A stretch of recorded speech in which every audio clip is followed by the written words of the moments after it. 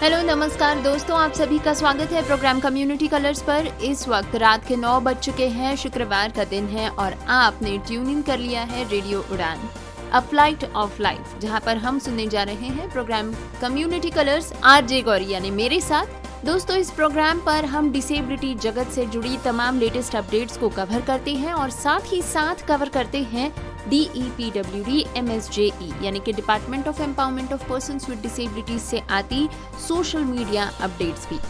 दोस्तों, programme community colours पर आपका भरपूर प्यार बरस रहा है। आपके सराहना भरे शब्द हमें समय समय पर मिल रहे हैं, जिनसे हमें इस प्रोग्राम को सही दिशा देने में मदद मिल रही है। तो दोस्तों, आइए बिना समय गवाए आज का प्रोग्राम शुरू करते हैं। सुनते हैं आज के शो की हेडलाइंस।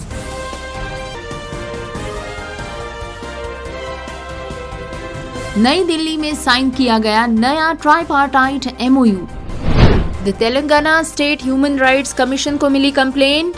बस पास फैसिलिटी को सही ढंग से नहीं किया जा रहा सुचारू। गोवा में पहली बार शुरू हुआ डिसेबिलिटी इंक्लूसिव इंटर्नशिप प्रोग्राम। क्या RPWD एक्ट 2016 कश्मीर में भी रह गया है सिर्फ कागजों तक सीमित? सुनेंगे एक विस्तृत रिपोर्ट। यूथ कोलैब ने 7वीं नेशनल इनोवेशन चैलेंज 2024-25 में 6 दिव्यांगजनों द्वारा नेतृत्व किए गए स्टार्टअप को किया पुरस्कृत। नागपुर में नितिन गडकरी का जनता दरबार बना उम्मीदों का मंच। दिव्यांगों वृद्धों ने जताया आभार। 13 साल के बाद भी नहीं हुई कार्रवाई, हाईकोर्ट ने सरकार को लगाई फटकार।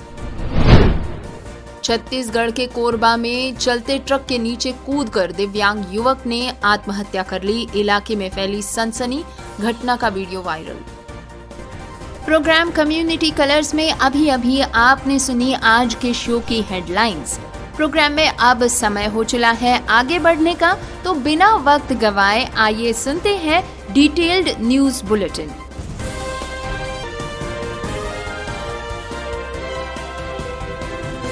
दोस्तों, आज के हमारे प्रोग्राम की शुरुआत करते हैं इस खबर से, जिसमें हम सुनने वाले हैं ट्राइपार्टाइट MOU के बारे में। 18 जून 2025 को नई दिल्ली में समावर्ती समझौता ज्ञापन पर हस्ताक्षर किए गए, जिनमें शामिल है विकलांग जन सशक्तिकरण विभाग यानी DEPWD, राष्ट्रीय मुक्त विद्यालयी शिक्षा संस्थान यानी NIOS और राष्ट्रीय शैक्षिक अनुसंधान और प्रशिक्षण परिषद यानी NCERT। इस समझौते का मुख्य उद्देश्य 2016 के विकलांग जन अधिनियम एवं राष्ट्रीय शिक्षा नीति 2020 के अनुरूप विकलांग व्यक्तियों के लिए समावेशी शिक्षा का एक मजबूत ढांचा तैयार करना है। इस साझेदारी के अंतर्गत NIOS दिव्यांगजन पुनर्वास योजना DDRS के तहत परिचालित NGO संचालित विशेष विद्यालयों को विशिष्ट मान्यता प्राप्त संस्थान का दर्जा देगा। ये संस्थाएं आधार शिक्षा स्तर, माध्यमिक, उच्च माध्यमिक और वर्चुअल कोर्सेज चालू रखेंगी। NIOS प्रवेश परीक्षा, पंजीकरण, स्वयं अध्ययन सामग्री वितरण तथा पहचान पत्र, हॉल टिकट और प्रमाण पत्र जारी करने का कार्य संभालेगा और परीक्षा में आवश्यक सुविधाएं एवं छूट निश्चित करेगा।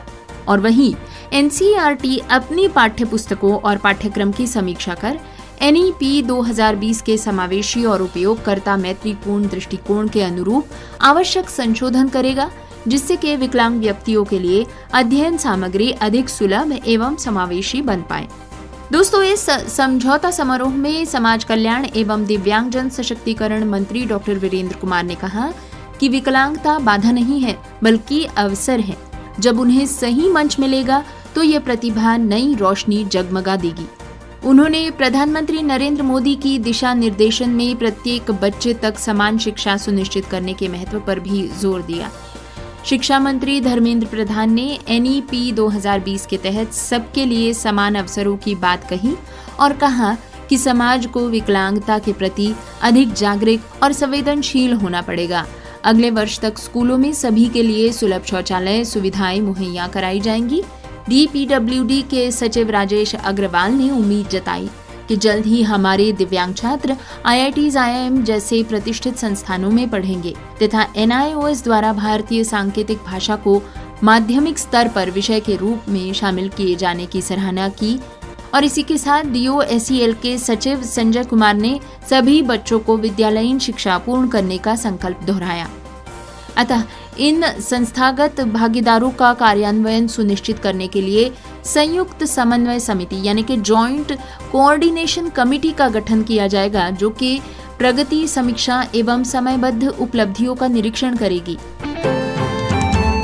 तेलंगाना राज्य मानवाधिकार आयोग में बुधवार को दर्ज एक शिकायत में आंशिक रूप से दिव्यांग व्यक्तियों के साथ हो रहे लंबे समय से चले आ रहे भेदभाव का मामला उजागर हुआ है।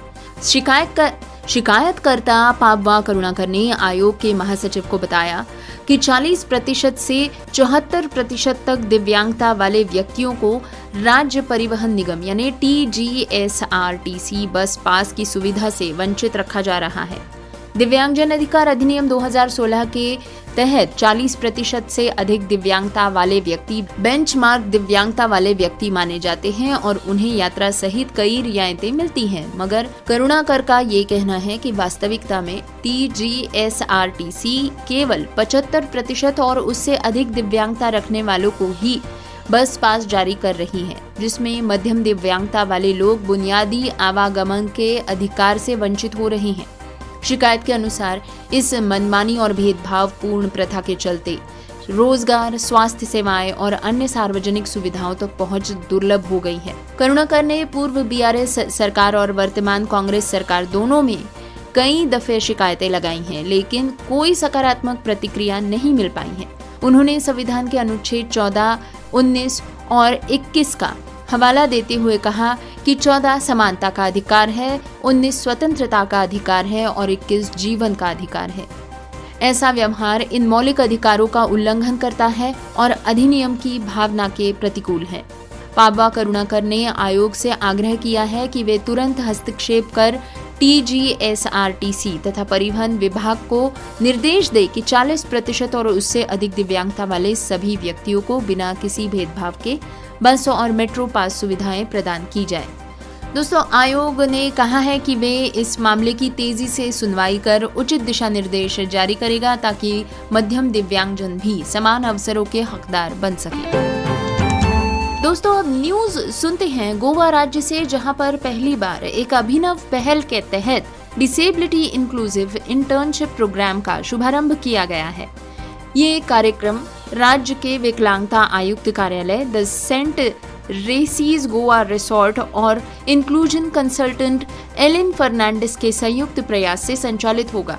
इस पहल के तहत 11 युवा दिव्यांगजनों को लग्जरी हॉस्पिटैलिटी सेक्टर में इंटर्नशिप के अवसर प्रदान किए जाएंगे, जो कि समावेशी रोजगार के नए मानदंड स्थापित करेगा। इंटर्नशिप कार्यक्रम की तैयारी लगभग 1.5 वर्ष पहले शुरू हुई थी। प्रतिभागियों को उनके ग्रेजुएशन से पहले विशेष वर्कशॉप, मॉक इंटरव्यू और व्यावसायिक प्रशिक्षण से जोड़ा गया और उन्हें कौशल और रुचियों के अनुसार कस्टमाइज्ड प्रशिक्षण भी दिया गया। इस प्रक्रिया में परिवारों, स्थानीय समुदाय गठनों और स्कूलों ने सक्रिय भूमिका निभाई ताकि युवाओं के लिए संक्रमण काल यानी ट्रांजिशन पीरियड सहज और समर्थनपूर्ण रहे। 5 महिलाएं और 6 पुरुष, कुल 11 नव युवकों को चुना गया, जिसमें कि 40% आरक्षण महिलाओं के लिए सुनिश्चित किया गया। लक्षित भर्ती एवं मेंटरिंग के माध्यम से लैंगिक समावेशिता को और सुदृढ़ किया गया। The saint Regis Goa resort के संपूर्ण स्टाफ को दिव्यांगता संवेदनशीलता प्रशिक्षण प्रदान किया गया है, जिससे कि कार्यस्थल पर सहानुभूति और समावेश बढ़े। समापन समारोह में विकलांगता आयुक्त के सचिव ताहा हाजिक ने इस कार्यक्रम को विकलांगजन अधिकार अधिनियम 2016 के उद्देश्यों के अनुरूप बताते हुए सम्मान पूर्वक रोजगार के मार्ग प्रशस्त करने वाली पहल करार दिया। रिसोर्ट के जनरल मैनेजर सतीश कुमार ने कहा कि इंक्लूसिव हॉस्पिटैलिटी बेहतर हॉस्पिटैलिटी है। उनका ये संदेश स्पष्ट करता है कि जब भी हम सभी को साथ लेकर चलते हैं, तभी सेवा का सच्चा अर्थ सिद्ध होता है।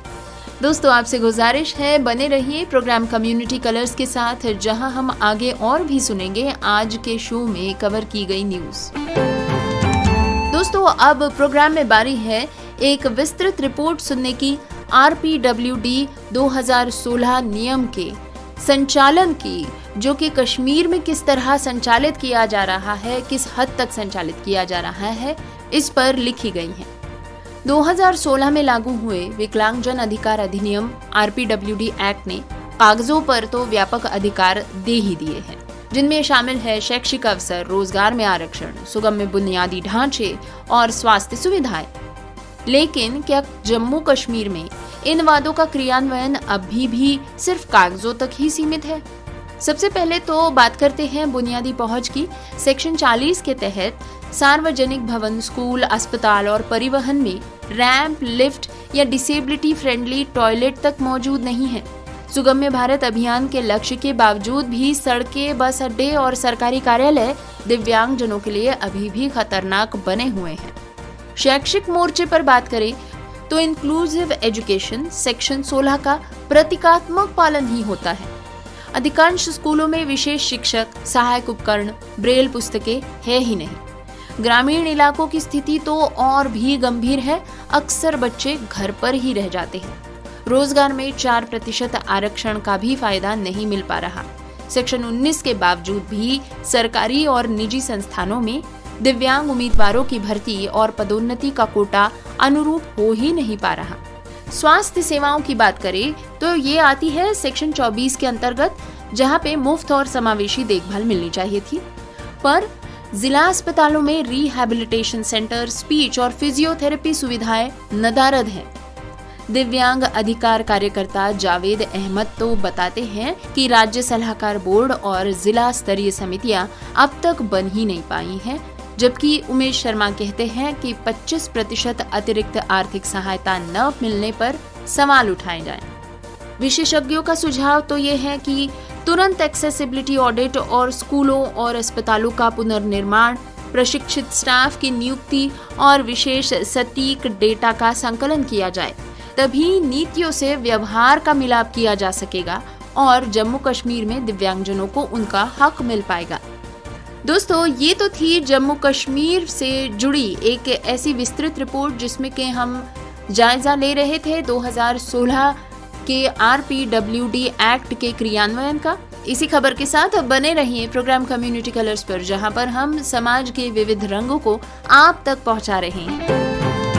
दोस्तों, पेश है आज की प्रेरणादायक खबर।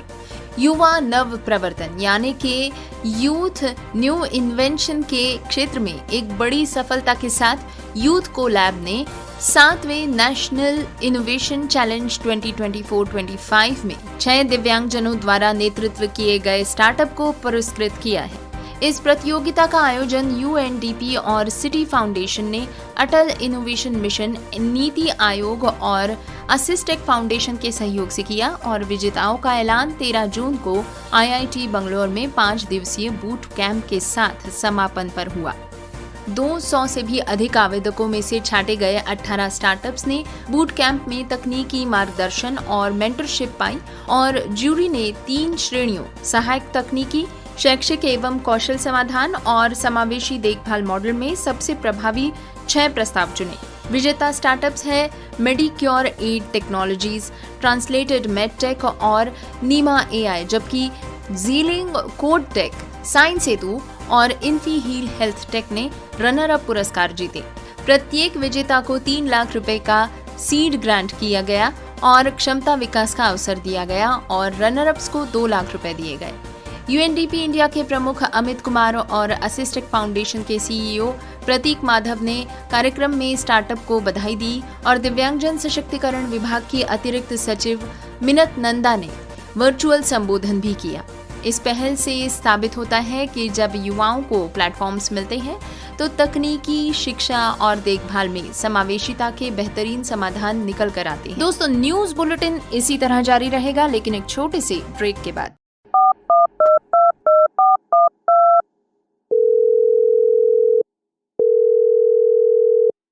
रेडियो उड़ान में आपका स्वागत है। आज का शो है चौंक गए आप भी? आपने सही समझा। अब रेडियो उड़ान सुने फोन पर भी, वो भी बिना इंटरनेट के। कैसे? श्रवण ऑडियो लाइब्रेरी के साथ।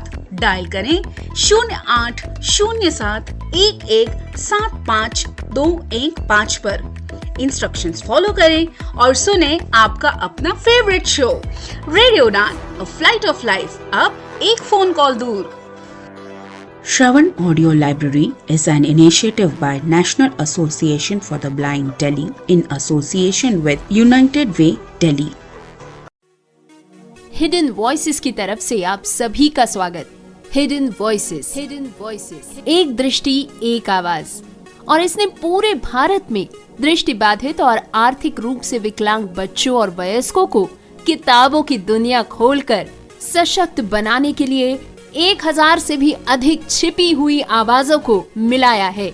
28 अप्रैल 2019 को देवी कृष्णा द्वारा स्थापित और सुश्री मैत्री राजदेव द्वारा सह संस्थापित हिडन वॉइसेस एक अद्वितीय रीडिंग चैरिटी है। देवी एक अनुभवी मनोचिकित्सक और काउंसलर है और ह्यूमन रिसोर्स मैनेजमेंट की एक दक्ष प्रबंधक है। देवी ने पूरे भारत के विभिन्न भाषाओं के स्वयंसेवकों को दृष्टिबाधितों के लिए ऑडियो किताब पढ़ने और बनाने के लिए तैयार किया है। एक भागीदार के रूप में श्री सुधीश पी और इसके अध्यक्ष के रूप में सुश्री सिंसी थॉमस के साथ हिडन वॉइसेस के अब कुल 1500 से भी अधिक इन हाउस पाठक है और ये JNU, पुणे और दक्षिण भारत स्थित कई क्लबों से जुड़ा हुआ है, जिसके चलते अब हिडन वॉइसेस के पास 3000 से भी अधिक पाठक है। इसमें सबसे छोटे पाठक 5 साल की उम्र से लेकर सबसे बड़े पाठक 82 साल के अनुभव वाले स्वयंसेवक है। पाठकों को उम्र और चुनी गई भाषा के अनुसार ग्रुप्स में बांट दिया जाता है। हिडन वॉइसेस के पास अब लगभग 20 भाषाओं में जानकारी पूर्ण और काल्पनिक दोनों ही तरह की पुस्तकों की एक सूची तैयार है। इन ऑडियो पुस्तकों का उपयोग विभिन्न संस्थानों और समूहों जैसे कि Fergusson college Pune, lit the light, Dyuti, Madras club आदि द्वारा किया गया है। इस कार्यक्रम ने 50,000 से भी अधिक लोगों की जिंदगी को समृद्ध बनाया है। अधिक जानकारी के लिए हमें ईमेल करें hiddenvoices2020@gmail.com पर।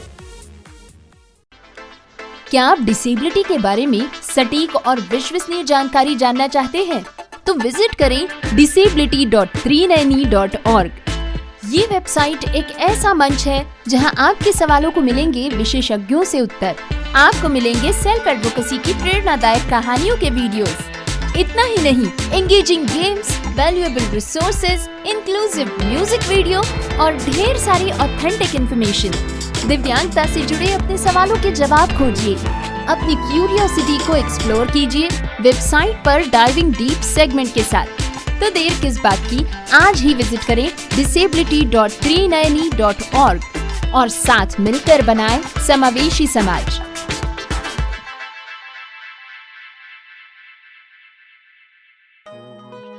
वैसे तो आपको हर चीज में प्रोटेक्शन चाहिए। धूप में निकलने से पहले सनस्क्रीन के साथ रेडी रहते हो, क्रिकेट खेलने से पहले नी पैड्स लगाते हो और सोने से पहले मच्छरदानी लगाकर सोते हो। तो बात जब हाथों के जर्म्स की हो तभी प्रोटेक्शन गायब क्यों?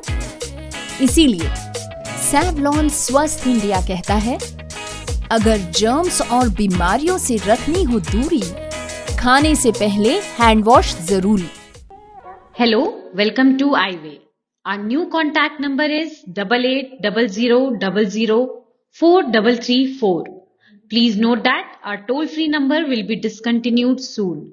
Kindly reach out to us on a new number. iWay में आपका स्वागत है। अब से हमारा iWay का नया नंबर है 8800004334, यानी 8800004334। कुछ समय में हमारा टोल फ्री नंबर बंद हो जाएगा।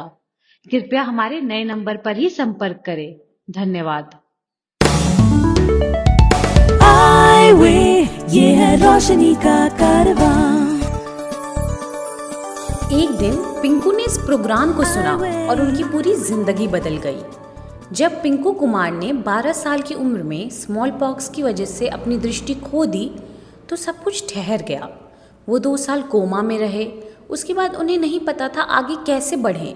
फिर एक दिन उन्होंने रेडियो पर रोशनी का कारवां सुना।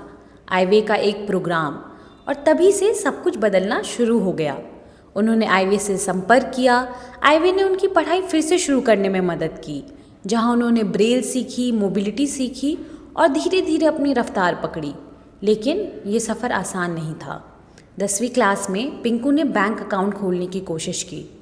उन्हें कई बार मना किया गया और कई बार तो बाहर निकाल दिया गया, सिर्फ इसलिए क्योंकि वो दृष्टिबाधित थे। लेकिन आईवे के समर्थन से उन्होंने हार नहीं मानी। उस अनुभव ने उनके लिए एक नया लक्ष्य जगाया, बैंकिंग में करियर। आज पिंकू लुधियाना के कैनरा बैंक में क्लर्क के रूप में काम करते हैं और वो सुनिश्चित करते हैं कि कोई और ऐसा अनुभव ना करे। अगर आप दृष्टिबाधित हैं या दृष्टिबाधिता से संबंधित किसी भी मार्गदर्शन की ज़रूरत है तो आईवे हेल्प डेस्क पर कॉल करें। हमारा नंबर है 8800004334 यानी 8800004334। धन्यवाद।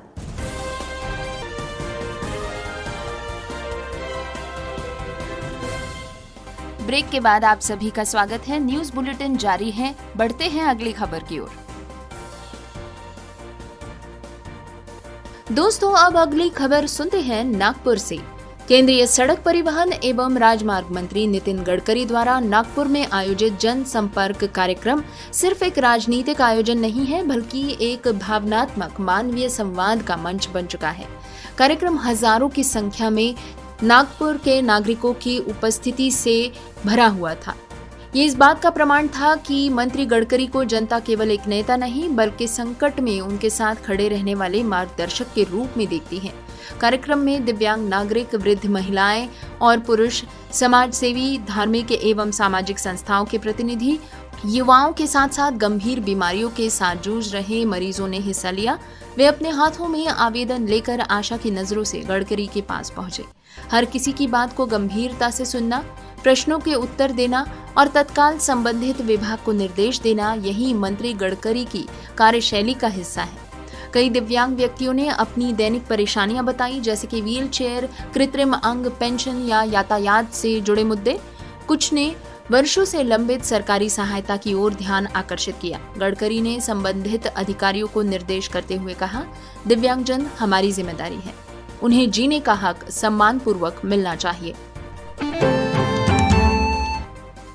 दोस्तों, खबर सुनते हैं मुंबई से। 13 साल पहले यानी 31 दिसंबर 2012 को मुंबई के मानखुर स्थित बाल गृह के कर्मचारियों के खिलाफ कोई कार्रवाई नहीं होने पर हाईकोर्ट ने सरकार को फटकार लगाई है। दोस्तों, आपको बता दें कि ये मामला सांस्कृतिक कार्यक्रम के नाम पर शराब पार्टी के आयोजन का था और इस पार्टी में दिव्यांग बच्चों को मजबूरन शामिल किया गया था।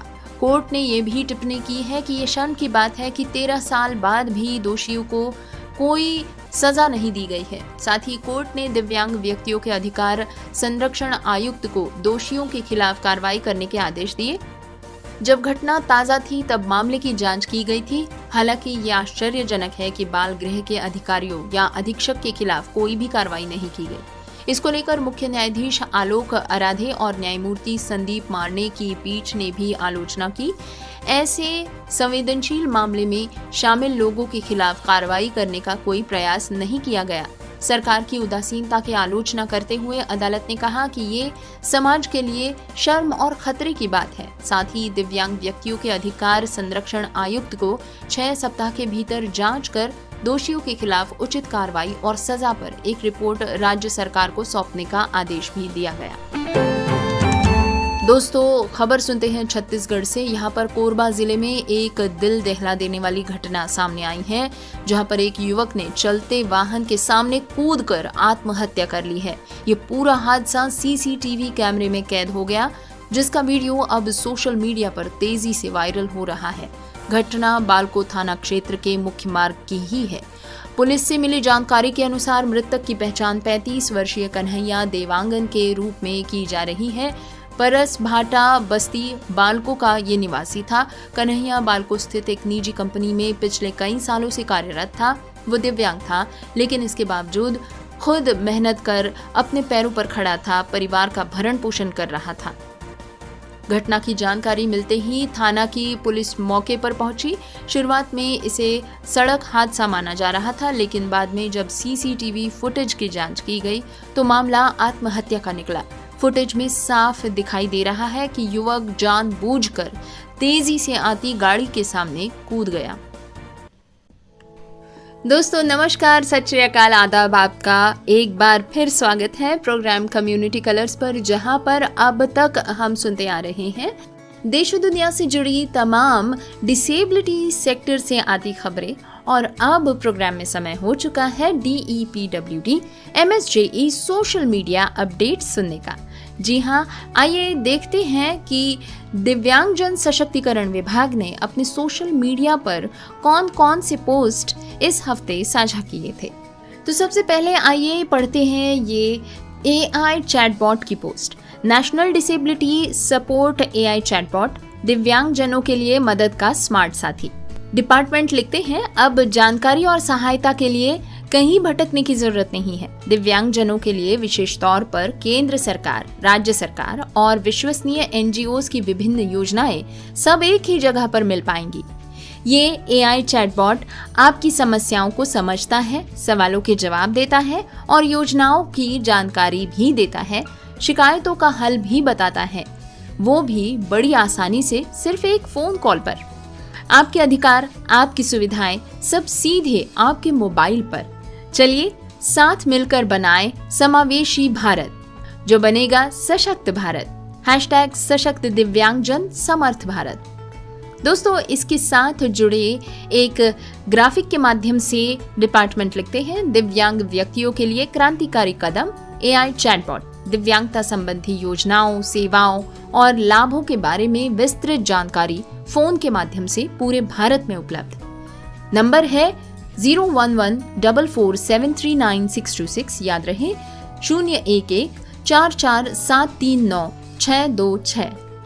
इसके बाद एक छात्रवृत्ति योजना के बारे में याद दिलाते हुए डिपार्टमेंट पोस्ट करते हैं, पढ़ेगा दिव्यांग बढ़ेगा भारत।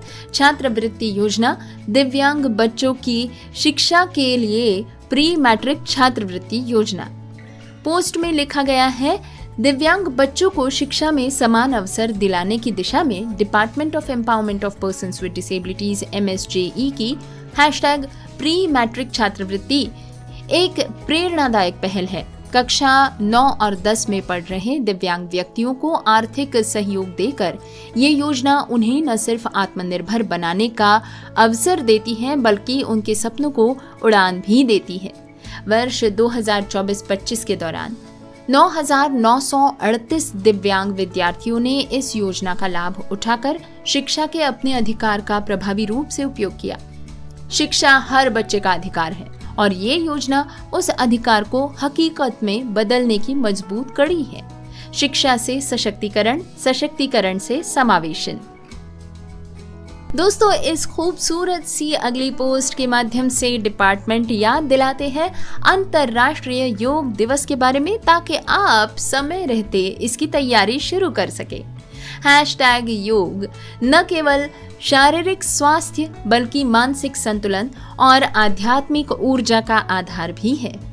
इस अंतर्राष्ट्रीय #योग दिवस पर आइए हम एक स्वस्थ शरीर और शांत मन की दिशा में नियमित योग अभ्यास को अपनी दिनचर्या का हिस्सा बनाने का संकल्प करें। दोस्तों इसी के साथ बड़ा ही सुंदर ग्राफिक शेयर करते हुए, जिसमें कि विभिन्न योगा पोजेस दिखाए गए हैं, एक शांति प्रतीक योगा पोज भी दिखाई गई है। इसके ऊपर लिखा गया है, अंतर्राष्ट्रीय योग दिवस योग केवल व्यायाम नहीं है, ये अनुशासन, चेतना और सामंजस्य का संगम है। दोस्तों इसी के साथ आपको याद दिला दे कि अंतर्राष्ट्रीय योग दिवस 21 जून को आने वाला है। इस ग्राफिक के माध्यम से डिपार्टमेंट लिखते हैं, योग दुनिया को भारत का अनमोल उपहार है। योग सबको स्वस्थ करता है, सबको जोड़ता है। अंतर्राष्ट्रीय योग दिवस 2025 के अवसर पर आइए हम सब मिलकर इस अमूल्य संपदा को अपनी दिनचर्या में शामिल करने का संकल्प ले लें। एक पृथ्वी, एक स्वास्थ्य के लिए योग। इसके पश्चात डिपार्टमेंट अपनी अगली पोस्ट में cross disability early invention centre के बारे में लिखते हैं, CDEIC के बारे में। ग्राफिक पे लिखा गया है 8 राष्ट्रीय संस्थानों और 18 समेकित क्षेत्रीय केंद्रों में single window early invention centre दिव्यांगताओं की जांच और पहचान कर उनसे संबंधित चिकित्सीय और परामर्श सेवाएं प्रदान करना, 0 से 6 वर्ष की आयु के बच्चों के लिए प्रारंभिक स्कूली शिक्षा का प्रावधान करना। देश भर में स्थापित 26 cross disability early intervention centres नन्हे कदमों को मजबूत दिशा देने की एक अभिनव पहल है। यहाँ पर 0 से लेकर 6 वर्ष की आयु के बच्चों में दिव्यांगता का समय रहते आकलन कर पहचान कर उन्हें चिकित्सीय परामर्श, उपचार और काउंसलिंग एवं प्रारंभिक शिक्षा के लिए तैयार किया जा रहा है ताकि हर बच्चा पा सके विकास की सही शुरुआत। अगली पोस्ट के माध्यम से डिपार्टमेंट एक कार्यक्रम के बारे में बताते हैं जो कि हुआ नई दिल्ली में माननीय शिक्षा मंत्री श्री धर्मेंद्र प्रधान और माननीय सामाजिक न्याय एवं अधिकारिता मंत्री डॉक्टर वीरेंद्र कुमार की गरिमामयी उपस्थिति में राष्ट्रीय निःशुल्क स्कूल शिक्षा संस्थान NIOS और राष्ट्रीय शैक्षिक अनुसंधान एवं प्रशिक्षण परिषद NCERT के बीच त्रिपक्षीय समझौता ज्ञापन पर हस्ताक्षर किए गए। इस समझौता ज्ञापन का उद्देश्य दिव्यांगजनों के लिए समावेशी, सुलभ और न्याय संगत शिक्षा प्रणाली का अनुकरण करना है। यह समझौता ज्ञापन प्रत्येक दिव्यांग छात्र को शिक्षा की मुख्य धारा से जोड़ने की दिशा में एक क्रांतिकारी बदलाव लाएगा। इस अवसर पर दिव्यांगजन सशक्तिकरण विभाग के सचिव श्री राजेश अग्रवाल और स्कूली शिक्षा एवं साक्षरता विभाग के सचिव श्री कुमार भी उपस्थित थे। दोस्तों, कार्यक्रम से जुड़ी मान्यवर गणों की कई तस्वीरें इस पोस्ट के साथ साझा की गई हैं, जिनमें से तीनों समूहों से आते हुए अधिकारी MOU पर हस्ताक्षर करते नजर आते हैं। इसके पश्चात डिपार्टमेंट याद दिलाते हैं वर्ल्ड सिकल सेल डे की और लिखते हैं, विश्व सिकल सेल दिवस पर आइए हम सब मिलकर अदृश्य संघर्ष से जूझ रहे लोगों की पीड़ा, शक्ति और आशा पर प्रकाश डालें। ग्राफिक के माध्यम से डिपार्टमेंट लिखते हैं, world sickle cell day June 19, global action, local impact, empowering communities for effective self advocacy. तो दोस्तों, ये तो था आज का DEPWD MSJE social media updates section. आपको ये सेक्शन और साथ ही साथ हमारा शो कम्युनिटी कलर्स कैसा लगता है, इसके बारे में आप हमें समय समय पर लिखते ही रहते हैं। लेकिन सच मानिए, हर बार जब हम आपका मैसेज पढ़ते हैं, कोई प्रतिक्रिया पढ़ते हैं, प्रेरणादायी शब्द पढ़ते हैं, तो हमें बड़ा ही गर्व होता है आपसे जुड़े रहने का। तो इसीलिए आइए ये साथ ऐसे ही बनाए रखते हैं इस प्रोग्राम के माध्यम से, इन सेक्शंस के माध्यम से, और हमारा सफर यूं ही जारी रखते हैं। फिलहाल आज के लिए प्रोग्राम कम्युनिटी कलर्स यहीं पर समाप्त होता है। आपसे कमेंट्स में मिलने की आशा के साथ हम आपसे विदा लेते हैं, लेकिन जाने से पहले एक बार सुनते जाइए प्रोग्राम कम्युनिटी कलर्स की हेडलाइंस फिर से एक बार।